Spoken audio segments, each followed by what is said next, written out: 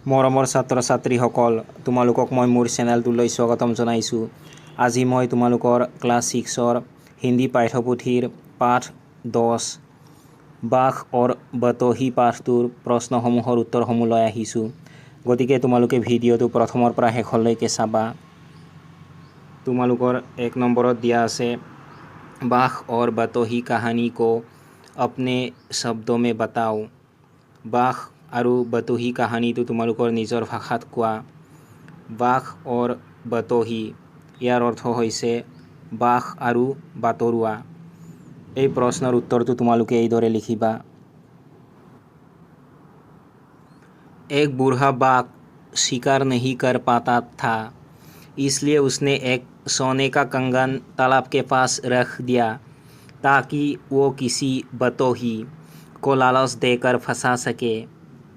जब एक बतोही वहाँ से गुजरा तो बाघ ने उसे कंगन लेने के लिए कहा। बाघ को हिंसक जानवर मानकर बतोही ने उस पर विश्वास नहीं किया। तब बाघ ने कहा कि वो अब एक सन्यासी बन गया है और उसने अपने पापों का प्रायश्चित कर लिया है। बाघ की बातों पर विश्वास करके बतोही तालाब में उतरा और कीचड़ में फंस गया। तब बाघ ने उसे पकड़कर खा लिया।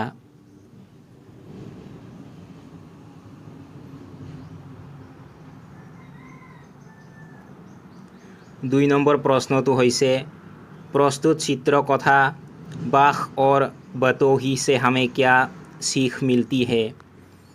प्रदत्त चित्र कथा बाघ আৰু बतोहीৰ পৰা আমি কি শিক্ষা পাওঁ।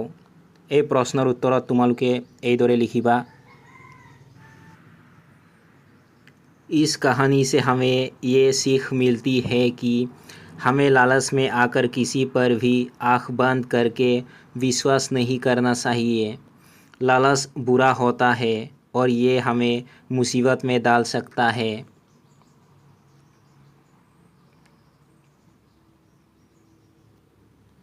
তিনি নম্বৰত দিয়া আছে उत्तर लिखो। उत्तर लिखा। क নম্বৰ প্ৰশ্নটো হৈছে बूढ़े होने पर बाघ ने क्या तरकीब सोची। বাঘটোৱে বুঢ়া হৈ কি কৌশলৰ কথা ভাবিলে। তোমালোকে উত্তৰত লিখিবা बूढ़े होने पर बाघ ने एक सोने का कंगन तालाब के पास रख दिया ताकि वो किसी बतोही को लालच देकर फंसा सके।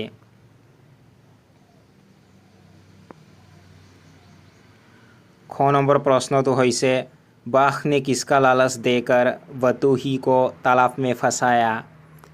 কি প্ৰলোভন দি বাঘে বাটৰুৱাক পুখুৰীত আবদ্ধ কৰিলে।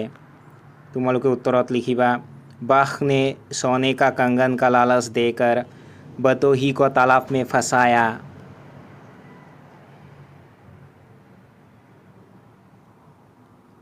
ग নম্বৰ প্ৰশ্নটো হৈছে बाघ की बातें सुनकर बतोही ने क्या किया।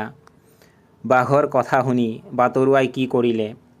তোমালোকে উত্তৰত লিখিবা बाघ की बातें सुनकर बतोही को उस पर विश्वास हो गया और वह कंगन लेने के लिए तालाब में उतर गया।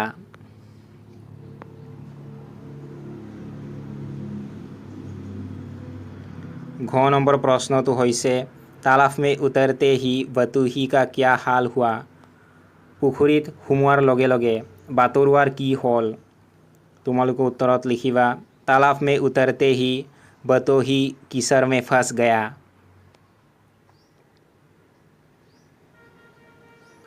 গ নম্বৰ প্ৰশ্নটো হৈছে आखिरकार बाघ ने बतोही का क्या हाल किया। অৱশেষত বাঘে বাটৰুৱাৰ কি অৱস্থা কৰিলে। তোমালোকে উত্তৰত লিখিবা बाघ ने बतोही को पकड़कर खा लिया। 4 নম্বৰত দিয়া আছে आओ समूह में बैठकर বাক্য बनाने का खेल खेले। আহা দলত বহি বাক্য বনোৱাৰ খেল খেলো আহা। প্ৰথমতে তোমালোকক এটা শব্দ ইয়াত দিছে ঘড়ী। ঘড়ী শব্দটো ব্যৱহাৰ কৰি তোমালোকক তিনিটা বাক্য লিখি দিছে। তাৰ পাছত ইয়াত এই বাক্যকেইটা তোমালোকে নিজে পঢ়ি ল'বা। তাৰপাছত ইয়াত তোমালোকক কৈছে इस प्रकार निम्नलिखित शब्दों से वाक्य बनाओ। ইয়াত দিয়াৰ দৰে তলত দিয়া শব্দবোৰেৰে বাক্য বনোৱা। কিতাপ কিতাপ শব্দটো ব্যৱহাৰ কৰি মই তোমালোকক বাক্য বনাই দিছোঁ। তোমালোকে লিখিবা ये मेरी किताब है। किताब बहुत अच्छी है। किताब में बहुत सी कहानियाँ हैं।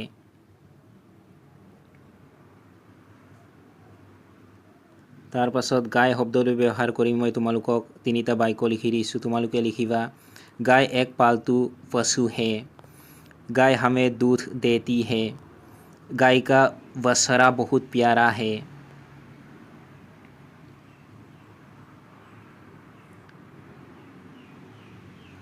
তাৰপাছত मकान मकान শব্দটো ব্যৱহাৰ কৰি মই তোমালোকক তিনিটা বাক্য লিখি দিছোঁ। তোমালোকে লিখিবা ये मेरा मकान है। मकान बहुत बड़ा है। मकान में 4 कमरे हैं।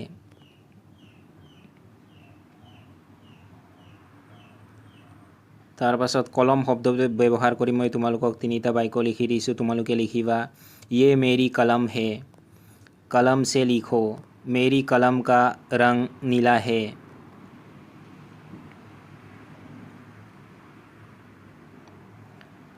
তাৰপাছত बहन শব্দটো ব্যৱহাৰ কৰি মই তোমালোকক তিনিটা বাক্য লিখি দিছোঁ। তোমালোকে লিখিবা मेरी एक बहन है। मेरी बहन मुझसे बड़ी है। मैं अपनी बहन के साथ खेलता हूँ। 5 নম্বৰত দিয়া আছে इन्हें पढ़ो समझो और लिखो। এইবোৰ পঢ়া বুজা আৰু লিখা। ইয়াত তোমালোকক কেইটামান যুক্তাক্ষৰ দিয়া হৈছে আৰু এই যুক্তাক্ষৰবোৰ থকা কিছুমান শব্দ লিখি দিছে। যেনে এই যুক্তাক্ষৰটো থকা শব্দ তোমালোকক ইয়াত লিখি দিছে মনুষ্য, ভৱিষ্য, ভাষ্য। ঠিক তেনেদৰে এই যুক্তাক্ষৰ থকা শব্দ তোমালোকক মই লিখি দিছোঁ। তোমালোকে চাই চাই লিখি ল'বা। বুধ, युद्ध, প্ৰসিদ্ধ। তাৰপাছত এইটো যুক্তাক্ষৰ থকা শব্দত মই তোমালোকক লিখি দিছোঁ। তোমালোকে লিখিবা বিদ্যালয়, পদ্য, গদ্য। তাৰপাছত এই যুক্তাক্ষৰ থকা শব্দ তোমালোকক লিখি দিছোঁ মই। তোমালোকে লিখিবা कष्ट, नष्ट, पुष्ट। খ নম্বৰত দিয়া আছে চৌতি ই। চৌতি ই কি মাত্ৰা। চৌতি ই কি মাত্ৰা থকা তোমালোকক ইয়াত তিনিটা শব্দ লিখি দিয়া আছে। তাৰপাছত তোমালোকক দিয়া আছে বৰি ই। বৰি ই কি মাত্ৰা থকা তোমালোকক ইয়াত এটা শব্দ লিখি দিয়া আছে। খালী ঠাইত মই তোমালোকক লিখি দিছোঁ চৌতি ই কি মাত্ৰা থকা তোমালোকে লিখিবা তিতলি, হাতী। তাৰপাছত তোমালোকক ইয়াত দিছে ছটা উ। ছটা উ কা মাত্ৰা থকা শব্দ তোমালোকক ইয়াত এটা লিখি দিয়া আছে। খালী ঠাইত মই তোমালোকক ছটা উ কা মাত্ৰা থকা শব্দ লিখি দিছোঁ। তোমালোকে লিখিবা গোলাপ, সোণাৰ। তাৰপাছত বৰা উ। বৰা উ কা মাত্ৰা থকা শব্দ তোমালোকক ইয়াত এটা লিখি দিয়া আছে। তোমালোকক মই খালী ঠাইত দুটা বৰা উ কা মাত্ৰা থকা শব্দ লিখি দিছোঁ। তোমালোকে লিখিবা ফুল, ঝুলা।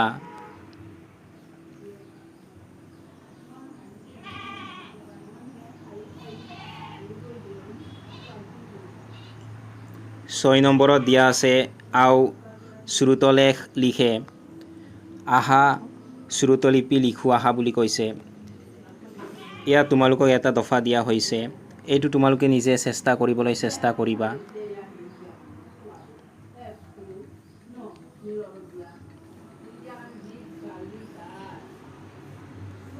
7 নম্বৰত দিয়া আছে आओ समान अर्थ वाले शब्दों को रेखा खींचकर मिलाए। आहा একে অৰ্থ বুজোৱা শব্দবোৰ আঁচ টানি মিলাও আহা। প্ৰথমতে তোমালোকক ক নম্বৰত দিয়া আছে এটা তোমালোকক আঁচ টানি মিলাই দিয়া আছে তালাপ। তালাপটো তোমালোকক পোখৰ ইয়াৰ লগত মিলাই দিয়া আছে। তাৰ পাছত তোমালোকক খ নম্বৰত দিয়া আছে আসমান, এইটো তোমালোকে গগন এইটোৰ লগত মিলাই দিবা। তাৰ পাছত তোমালোকক দিয়া আছে গ নম্বৰত লালচ, এইটো তোমালোকে লোভ এইটোৰ লগত মিলাই দিবা। তাৰ পাছত তোমালোকক দিয়া আছে স্বৰ্ণ, এইটো তোমালোকে সোণা এইটোৰ লগত মিলাই দিবা। তাৰ পাছত তোমালোকক পুংগ নম্বৰত দিয়া আছে বটহি, এইটো তোমালোকে পথিক এইটোৰ লগত মিলাই দিবা।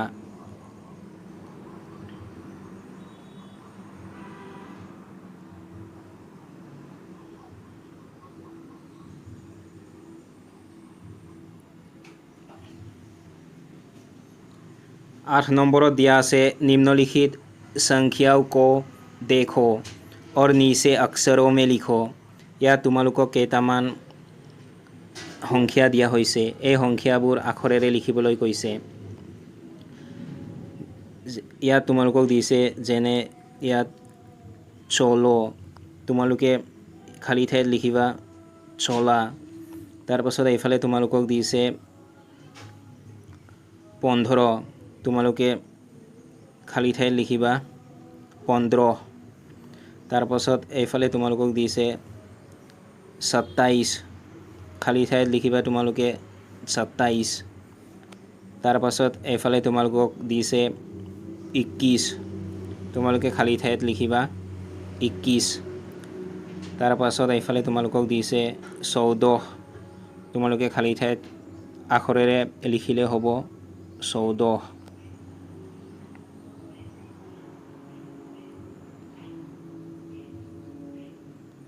9 নম্বৰত দিয়া আছে আও ইয়ে ভি জানে, আহা এইটো জানি লওঁ।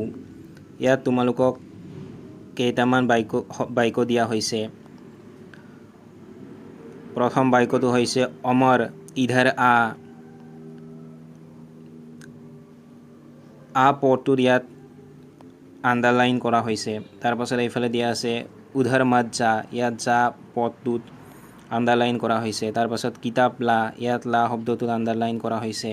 তাৰ পাছত अपना পাঠ পঢ়ো, ইয়াত পঢ়ো শব্দটোত আণ্ডাৰলাইন কৰা হৈছে।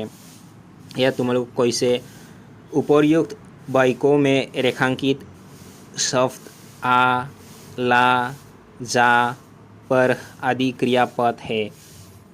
তাৰ মানে ওপৰত দিয়া বাক্যবোৰত আণ্ডাৰলাইন কৰা শব্দবোৰ क्रियापद হয়। अब तुम भी इसी तरह 3 वाक्य बनाओ। তাৰ পাছত তোমালোকক ইয়াত কৈছে এতিয়া তুমিও এইদৰে 3টা বাক্য বনোৱা। মই তোমালোকক 3টা বাক্য বনাই দিছোঁ, তোমালোকে চাই চাই লিখি ল'বা। क्रियापद वाले 3 वाक्य, প্ৰথমটো বাক্য লিখি দিছোঁ, তোমালোকে লিখিবা रमेश खाना खा, सीता गाना गा, तुम घर जा। তোমালোকে এইবোৰ চাই চাই লিখি ল'বা।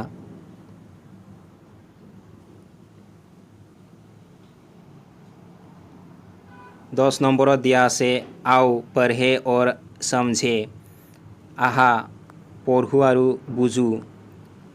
ক নম্বৰ বাক্যটো হৈছে হৰি কো বুলাও, ইয়াত কু শব্দটোত আণ্ডাৰলাইন কৰা হৈছে। তাৰ পাছত খ নম্বৰ বাক্যটো হৈছে গাই কো ঘাস খিলাও, ইয়াত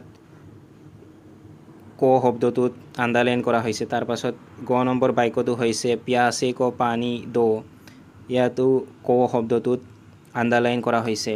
ইয়াত তোমালোকক কৈছে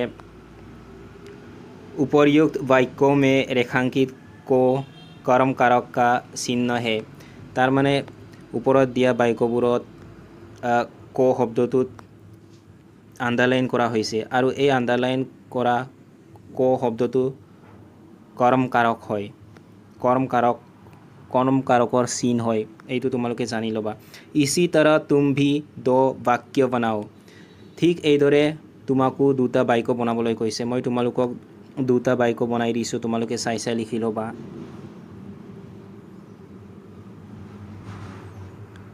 ক নম্বৰ বাক্যটো হৈছে माँ को नमस्ते करो। ख নম্বৰ বাক্যটো হৈছে ৰমেশ को पुस्तक दो।